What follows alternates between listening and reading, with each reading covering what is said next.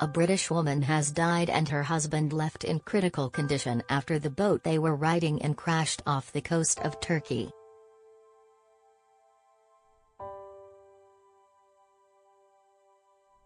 The 45-year-old Briton was killed around 1:30 p.m. Thursday off the coast of Marmaris, southern Turkey, when her tour boat collided with a water taxi.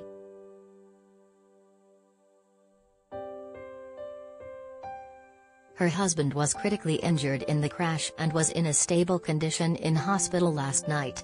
4 people riding in the water taxi, including the 22-year-old captain, were also hurt, but less seriously.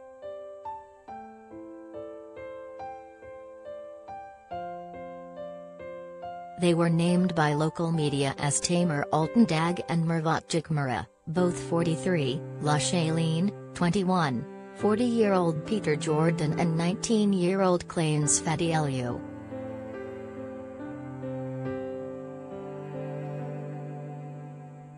Images taken from a CCTV camera that captured the crash show the water taxi stationary in the ocean, when a smaller tour boat slams straight into it.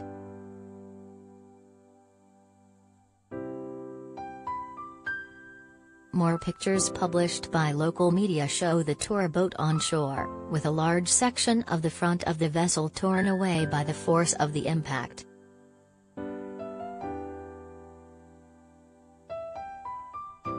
Turkish news site Superhaber said the speedboat captain did not have a license to sail, and was not registered with the Coast Guard.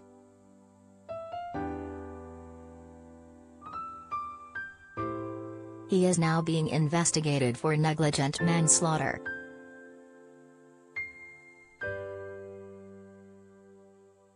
The water taxi was due to ferry passengers between Marmaris and Turins, a smaller town around 5 miles down the coast.